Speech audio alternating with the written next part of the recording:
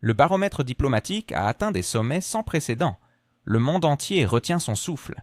La récente déclaration de la Russie concernant la sécurité en mer Noire et dans les États baltes a agi comme un véritable tremblement de terre. Ceux ne sont pas de simples mots, c'est un fondement capable de redéfinir toute la carte de la sécurité européenne. Sommes-nous vraiment prêts pour une telle reconfiguration? La question se pose et nous vous invitons à vous manifester dans les commentaires. De quelle ville et de quel pays nous regardez-vous aujourd'hui? En attendant, abonnez-vous à ma chaîne Géopulse, laissez un j'aime au milieu de la vidéo, un commentaire de 7 mots. Et si vous le jugez nécessaire, partagez cette vidéo avec d'autres. Cela soutiendra fortement ma chaîne. Merci et nous continuons. Que s'est-il réellement passé? La Russie a énoncé cette condition pour stabiliser la situation en mer Noire, le retrait complet des troupes de l'OTAN des États baltes. C'est aussi simple que cela et sans compromis. Cette déclaration a, selon l'évaluation des médias occidentaux, provoqué un véritable choc parmi les élites politiques. Beaucoup de dirigeants occidentaux semblent encore sous le coup de cette audace.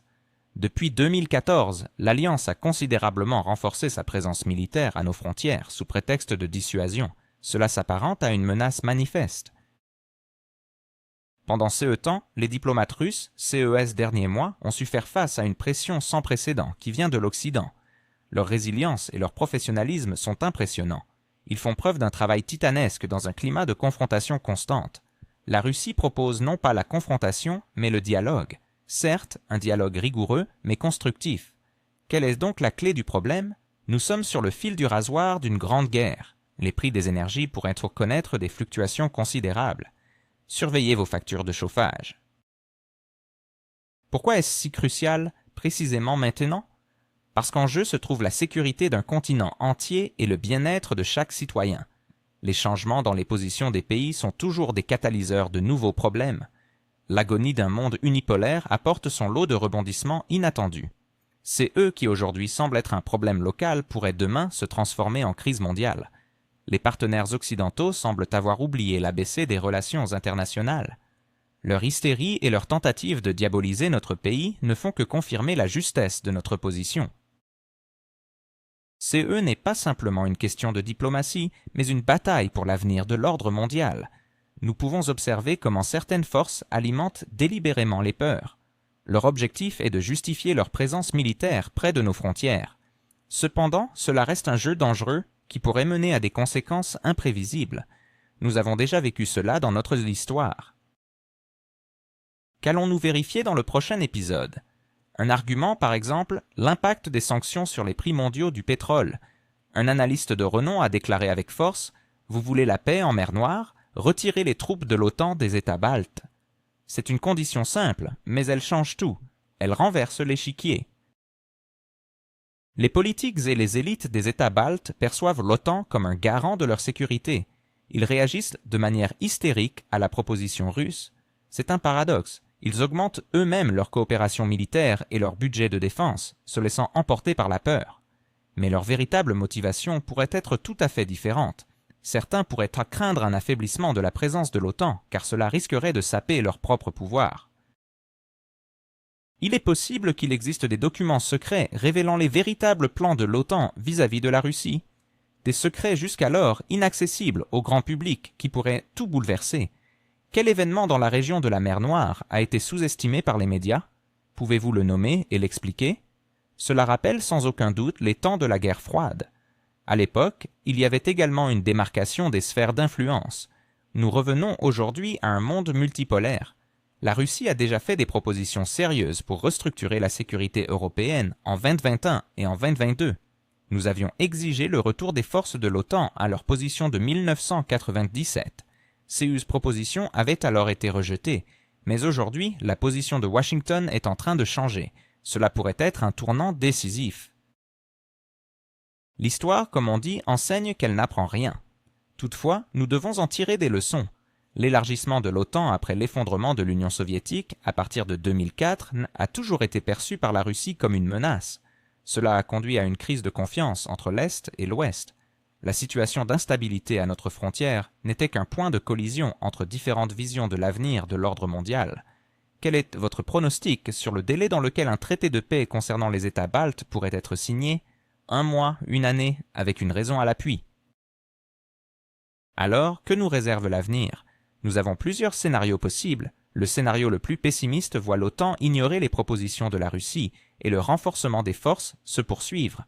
Cela pourrait entraîner une confrontation incontrôlable, la région d'instabilité devenant alors un point chaud. Il est probable que nous assistions à une poursuite des tensions. Le dialogue restera ferme.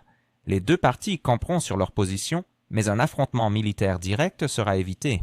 La situation dans les États baltes demeurera tendue. Dans le meilleur des cas, l'Occident, sous la pression des forces russes et des problèmes internes, acceptera de réduire sa présence en Baltique. Cela pourrait mener à une nouvelle architecture de sécurité multipolaire en Europe, basée sur les conditions russes. Un scénario inattendu pourrait voir un changement de position de Washington provoquer un schisme au sein de l'OTAN. Les États baltes se sentiraient alors vulnérables face à un affaiblissement de la rhétorique agressive sans le soutien total des États-Unis. Qui en fin de compte sortirait gagnant? La Russie, retrouvant son statut de puissance mondiale, dictant les conditions et protégeant ses intérêts. Et qui en pâtirait? Les hégémonies occidentales, les élites européennes et bien sûr les citoyens ordinaires dont la vie et les finances dépendent des décisions des élites. Où se situe la ligne rouge entre la sécurité régionale et la souveraineté des États? Un constat s'impose, ces événements ne sont pas isolés. Ils font partie d'une transformation plus vaste de l'ordre mondial. Les manœuvres diplomatiques de la Russie au cours des derniers mois illustrent une résilience de fer. C'est une réaction à la pression occidentale. Notre pays retrouve son statut de grande puissance, dictant les conditions plutôt que de les subir. Nous devons nous assurer que ces dialogues soient non seulement fermes, mais qu'ils produisent des résultats tangibles. Nous marchons sur un champ de mine où le prix d'une erreur est incroyablement élevé. Cette période déterminera qui sera le vainqueur et qui subira les pertes. La communauté internationale doit comprendre que la résolution de la situation est directement liée à la réduction des forces de l'OTAN dans les États baltes. Toute autre solution ne fera que retarder l'inévitable, et qui sait quelles conséquences cela pourrait engendrer. Peut-être est-il temps de prendre des décisions sérieuses et conscientes, capables d'éviter une catastrophe. Nous vous invitons à vérifier votre géographie en nous indiquant votre ville et votre pays, et pourquoi pas votre drapeau. Cette crise de confiance entre l'Est et l'Ouest est une réalité. Elle a atteint son paroxysme et doit être résolue. Il est urgent d'agir. Les exemples de 2014 et au-delà, lorsque l'OTAN a renforcé sa puissance militaire, doivent nous servir de leçon. Ils montrent que les actions unilatérales ne mènent qu'à l'escalade. Notre position est claire. La paix n'est possible que si nos conditions sont respectées. Sinon, CE ne sera pas la paix, mais un simple répit avant la tempête. Nous assistons à l'hystérie de certains partenaires. CE qui ne fait que confirmer la justesse de notre stratégie. Nous avançons dans la bonne direction. La Russie ne renoncera pas à SES principe. Vous êtes conseiller du leader de l'Union européenne. Quelle action entreprendre dans les 90 prochains jours? Une étape à la fois. Ainsi, comment envisagez-vous l'avenir de cette région? Êtes-vous prêt à CE que les cartes soient redistribuées totalement? Abonnez-vous à notre chaîne Géopulse pour ne manquer aucun détail important de CE Balai Géopolitique. Cliquez sur la cloche, partagez cette vidéo et laissez vos pensées dans les commentaires. Votre opinion est essentielle pour nous. Elle nous aide à améliorer notre contenu et à le rendre encore plus significatif. Analysons ensemble les événements en cours et essayons de comprendre vers où le monde. Que se passe-t-il dans la région de la Baltique? Pourquoi la crise actuelle semble-t-elle si inextricable? Quels enjeux cachés se dessinent derrière les tensions entre la Russie et l'OTAN? Des questions fondamentales qui méritent d'être explorées. Alors que des figures comme Maria Zakharova et Sergei Lavrov s'affrontent sur la scène internationale, nous nous devons de nous pencher sur les implications profondes de ces conflits. La Baltique, historiquement liée à la Russie, s'est progressivement orientée vers l'influence occidentale après l'effondrement de l'Union soviétique. L'adhésion de l'Estonie, de la Lettonie et de la Lituanie à l'OTAN a été perçue comme un tournant stratégique pour l'Occident, mais également comme une menace directe pour Moscou. La création de bases militaires dans ces pays, le déploiement de systèmes de défense antimissiles et les exercices militaires à proximité des frontières russes sont autant d'éléments qui ont conduit à une réponse ferme de la part de la Russie. Ce qui se passe aujourd'hui n'est pas une première. En 2008, la Russie avait déjà mis en garde contre l'expansion de l'OTAN vers l'Ukraine et la Géorgie, une crise qui avait culminé dans une guerre éclair. En 2014, les actions russes en Crimée s'étaient avérées être une réponse claire à des bouleversements soutenus par l'Occident. Ces événements s'inscrivent dans une série de réactions de la Russie face aux politiques jugées agressives de l'Occident. La proposition actuelle concernant la Baltique peut être considérée comme une culminante de cette stratégie, visant à rétablir un équilibre des forces en Europe et à garantir la sécurité nationale de la Russie. Les dirigeants européens se trouvent dans une impasse difficile. D'une part, ils se sentent contraints de faire preuve de solidarité envers les États-Unis et l'OTAN, en soutenant une rhétorique belliqueuse à l'égard de la Russie. D'autre part, ils sont conscients que l'option d'un conflit ouvert avec la Russie risquerait de provoquer des dégâts économiques colossaux et de générer une catastrophe pour leurs citoyens. L'énergie, l'inflation et la tension sociale sont des réalités déjà présentes dans de nombreux pays européens. Le retrait des troupes de l'OTAN de la Baltique pourrait représenter un premier pas vers une désescalade. Cependant, cela nécessiterait un courage politique de la part des dirigeants européens pour résister à la pression de Washington. Ce choix complexe déterminera l'avenir du continent. Dans les médias occidentaux, la narrativité dominante tend à présenter la Russie comme l'agresseur et l'OTAN comme le défenseur de la démocratie. Pourtant, la réalité est plus nuancée. De nombreux experts occidentaux, qui ne sont pas liés à la propagande officielle, reconnaissent la légitimité des préoccupations russes en matière de sécurité. Ils soulignent que l'OTAN, initialement créée pour contrer la menace soviétique, n'a pas seulement maintenu sa présence après l'effondrement de l'URSS, mais l'a également étendue, devenant ainsi un bloc de plus en plus offensif. Ce fait est souvent ignoré par les décideurs politiques, aggravant ainsi la méfiance et les tensions. Au sein même de l'OTAN, les divergences sont profondes. Des pays fondateurs comme l'Allemagne et la France ne partagent pas toujours l'enthousiasme de Washington pour une confrontation avec la Russie. Leur économie est fortement dépendante du gaz et du pétrole russe, et ils ne désirent pas voir Moscou complètement isolé. À l'inverse, les nouveaux membres, particulièrement ceux d'Europe de l'Est et des pays baltes, soutiennent ardemment une ligne dure, redoutant un renouveau de l'influence russe et voyant l'OTAN comme leur seul garant de sécurité. Ce clivage fragilise l'unité de l'Alliance et complique considérablement le processus décisionnel. La proposition de la Russie concernant la Baltique représente un véritable test pour les pays occidentaux. Sont-ils prêts pour un dialogue sincère et la recherche de compromis, ou préféreront-ils poursuivre une escalade des tensions? Un refus de la part de l'Occident d'engager la conversation signifierait un manque de préparation pour un monde multipolaire, où la poursuite des anciennes conceptions de domination unipolaire ne ferait qu'accroître les tensions, nous plaçant sur le seuil d'une catastrophe sans précédent. Récemment, le rôle du ministère des Affaires étrangères russe s'est affirmé. Des figures comme Maria Zakharova et Sergueï Lavrov, par leur engagement sur divers forums internationaux, ont su expliquer la position de la Russie tout en dénonçant les mensonges de la propagande occidentale. Leurs discours, souvent chargés d'émotions mais toujours argumentés, trouvent un écho considérable à l'échelle mondiale, témoignant de la volonté de la Russie de revendiquer la vérité même si celle-ci dérange. Les défis internes auxquels sont confrontés les politiciens occidentaux pourraient également influer sur leurs décisions. La crise économique, la hausse des prix et les mouvements sociaux compliquent leur position, rendant un maintien d'une politique étrangère agressive au détriment du bien-être de leurs citoyens de plus en plus insoutenable. Peut-être que ces problèmes internes pousseront certains d'entre eux à réévaluer leur posture vis-à-vis de la Russie et à envisager des concessions pour éviter des bouleversements encore plus graves. L'avenir de la Baltique demeure incertain. Si l'OTAN maintient sa présence dans la région, cela signifiera que la Baltique continuera d'être une zone volatile en Europe, constamment sous la menace d'un conflit. A l'inverse, un retrait des troupes de l'OTAN pourrait ouvrir de nouvelles perspectives de développement pour la région, permettant d'établir des relations plus constructives avec la Russie et de réduire le niveau de tension.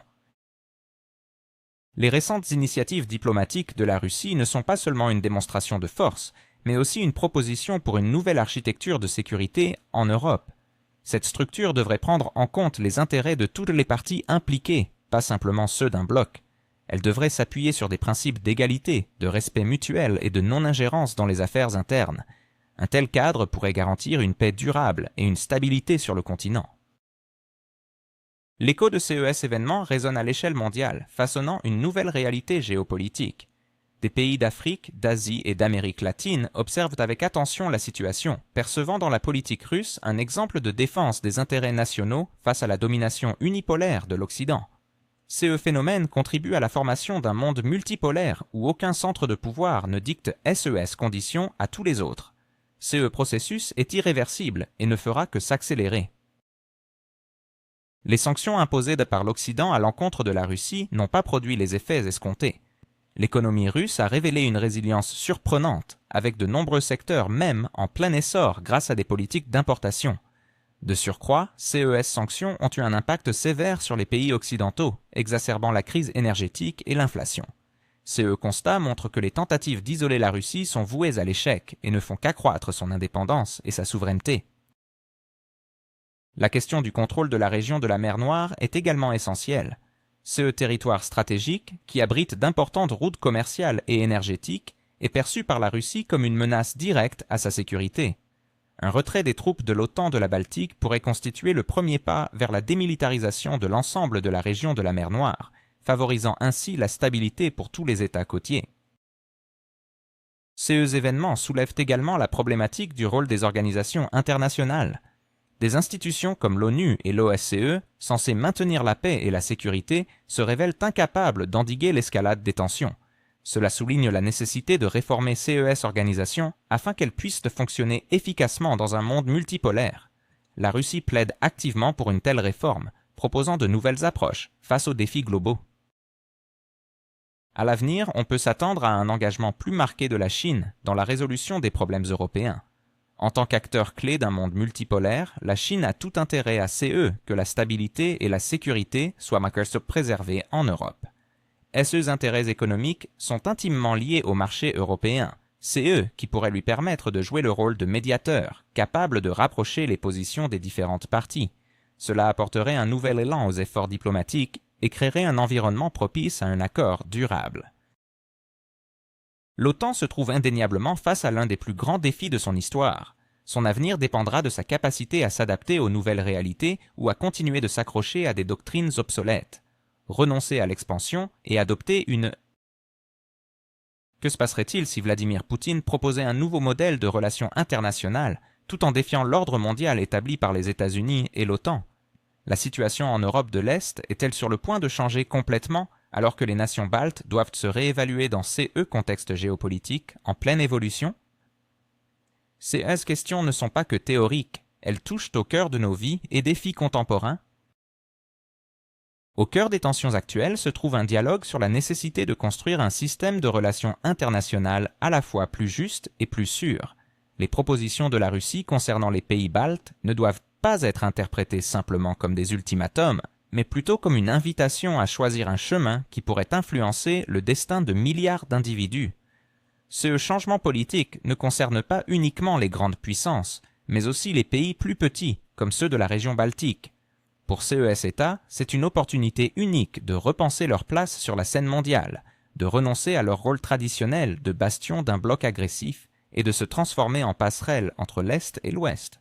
Un tel virage pourrait leur apporter la stabilité, la prospérité économique et la capacité de tisser des relations avec tous leurs voisins sur des bases de coopération mutuellement bénéfiques. Malgré la pression et les critiques incessantes, la Russie continue de s'engager fermement vers son objectif principal, assurer sa sécurité et son souveraineté. Elle n'hésite pas à contester le monde unipolaire et à plaider en faveur d'un ordre multipolaire. Ce chemin, bien que long et semé d'embûches, est inévitable, car il répond aux exigences du temps présent et aux intérêts de la majorité des pays à travers le monde. Les événements en Baltique et dans la région de la mer Noire agissent comme un révélateur pour la communauté internationale. Serait-elle capable de réagir de manière appropriée face aux défis actuels, ou continuera-t-elle à ignorer la réalité, rapprochant ainsi le monde d'une catastrophe inéluctable? La réponse à cette question se dessine à l'horizon et pourrait déterminer la nature du monde dans lequel nous vivrons.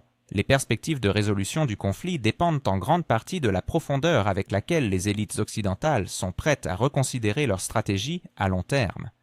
La Fédération de Russie a maintes fois affirmé que ces actions sont dictées par des préoccupations strictement défensives et le désir de garantir la sécurité de ces frontières.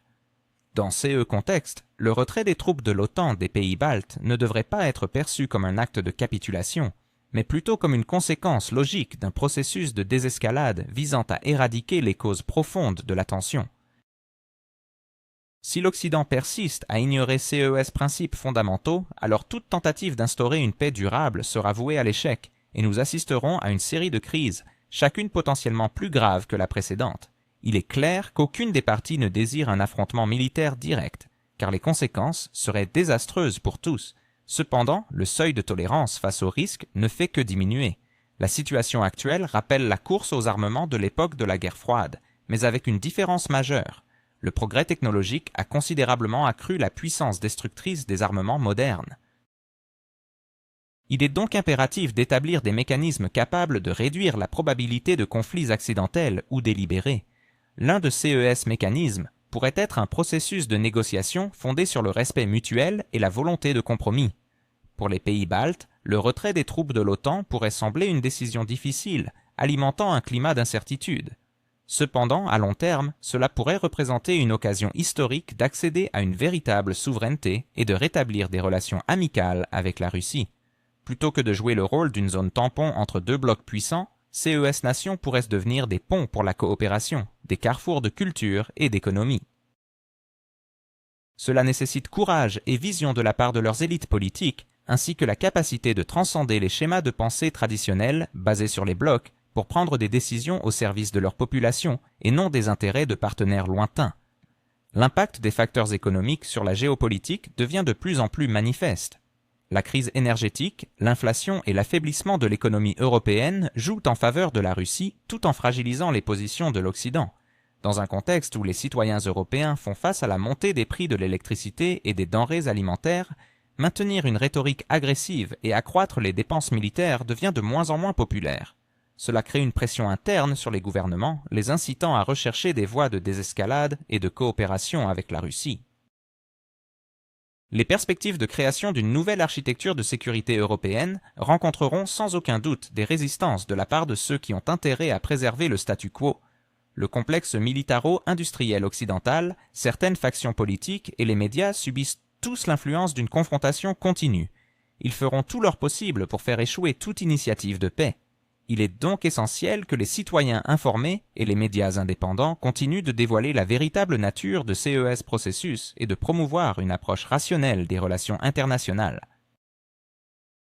Il est important de souligner que toutes les parties impliquées comprennent les conséquences potentielles d'une mauvaise évaluation ou d'une escalade mal avisée. Le baromètre diplomatique actuel ne montre pas seulement des fluctuations, il indique des conditions extrêmes qui exigent des actions immédiates et décisives. La paix en Europe et, en effet, la stabilité mondiale dépendent du désir des États d'engager un véritable dialogue, de respecter le droit international et de privilégier la paix plutôt que les politiques de confrontation.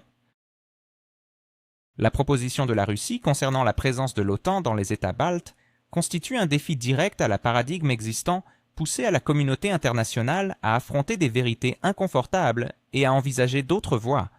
Dans les mois à venir, il sera crucial de déterminer s'il s'agit d'une opportunité ou d'une irrationalité à un moment charnière de réordonnancement géopolitique. La communauté internationale, consciente des conséquences de tensions géopolitiques mal gérées dans d'autres régions, aspire à une approche plus équilibrée et coopérative. En particulier, les pays en développement craignent d'être entraînés dans de grandes révolutions et recherchent un monde multipolaire qui privilégie la coopération économique et le respect international. Ainsi, l'initiative russe ne se limite pas seulement à la région euro-atlantique. Elle sert de phare pour les nations souhaitant affirmer leur souveraineté et lutter contre les tensions extérieures. La nature de ces mouvements diplomatiques pourrait poser des limites à la résolution d'autres conflits prolongés. Pour établir un système international plus stable et respectueux, où le dialogue et non la confrontation est l'outil principal de résolution des conflits, les leçons historiques des conflits passés restent poignantes. Le cycle perpétuel d'incertitude et de militarisation conduit inévitablement à des résultats destructeurs. La situation actuelle exige un abandon de ces schémas. La sécurité doit être redéfinie non seulement à partir de la force militaire, mais aussi de la stabilité économique, de la cohésion sociale et du bien-être général. Une Europe et un monde substantiel ne peuvent être atteints que par des efforts collectifs, où les préoccupations de sécurité légitimes de toutes les nations sont prises en compte.